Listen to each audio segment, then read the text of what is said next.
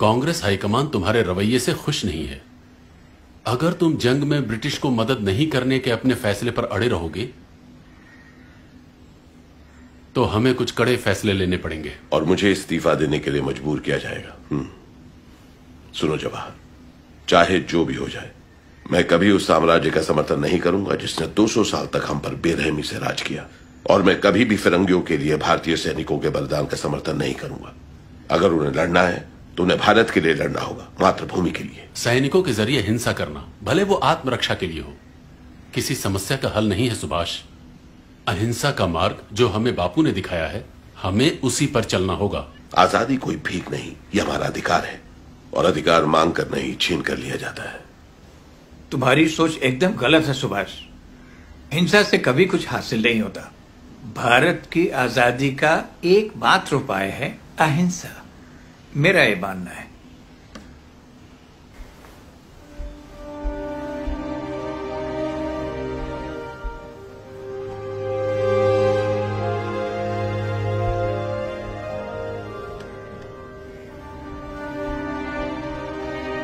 मुझे माफ कीजिएगा बापू, मैं आपसे सहमत नहीं हूं। आप लोग अपने तरीके से आजादी के लिए लड़िए, मैं अपने हिसाब से लड़ता हूं। मुझे आशीर्वाद दीजिए कि मैं आजादी छीन कर आजाद हिंदुस्तान में वापस आ सकूं।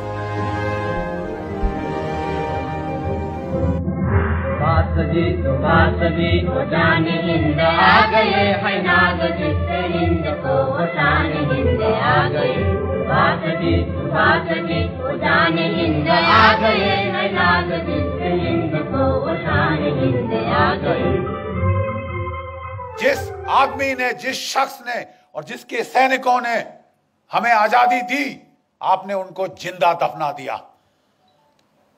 60,000 की इंडियन नेशनल आर्मी थी जो सुभाष चंद्र बोस ने रेस करी थी, खड़ी करी थी। 3 डिविजन्स थी इसके अंदर, और इनमें से 60,000 में से 26,000, जरा आंकड़ों पे ध्यान दीजिए, 60,000 में से 26,000 शहादत और कुर्बानी उनको मिली, प्राप्त हुई। वो लड़ते लड़ते मरे ताकि आप और मैं आजाद हो।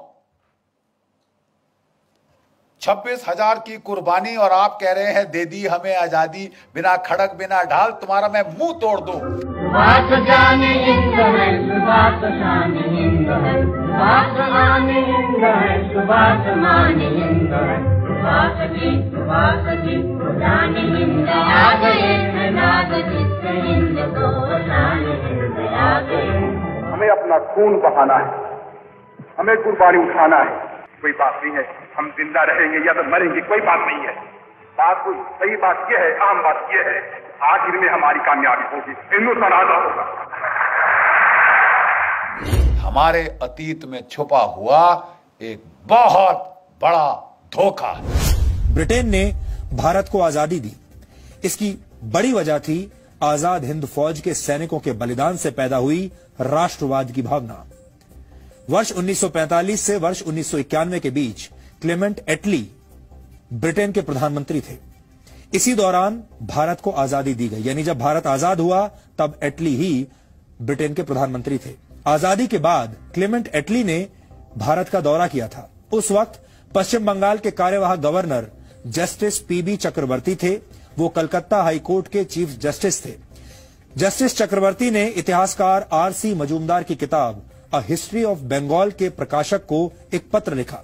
इस पत्र में उन्होंने लिखा कि जब मैं गवर्नर था तब भारत को सत्ता सौंपने वाले ब्रिटेन के पूर्व प्रधानमंत्री एटली ने कोलकाता के राजभवन में 2 दिन बिताए थे। उस समय मैंने आजादी के वास्तविक कारणों के बारे में उनके साथ लंबी चर्चा की।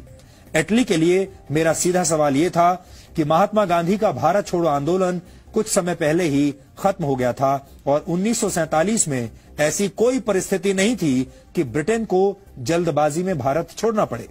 इसके जवाब में एटली ने पीबी चक्रवर्ती को कई कारण बताए भारत छोड़ने के।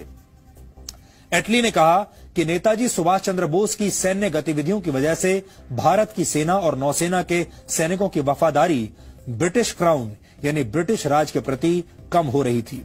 इस चर्चा के अंत में पीबी चक्रवर्ती ने एटली से यह पूछा कि भारत छोड़ने के फैसले पर महात्मा गांधी का कितना असर था। इस सवाल को सुनकर एटली ने मुस्कुराते हुए सिर्फ एक शब्द का इस्तेमाल किया और वो शब्द था मिनिमल, यानी कम से कम। यानी महात्मा गांधी का जो प्रभाव था इस फैसले पर कि अंग्रेज भारत छोड़कर जाएं, उसमें महात्मा गांधी का प्रभाव मिनिमल था, यानी मामूली था।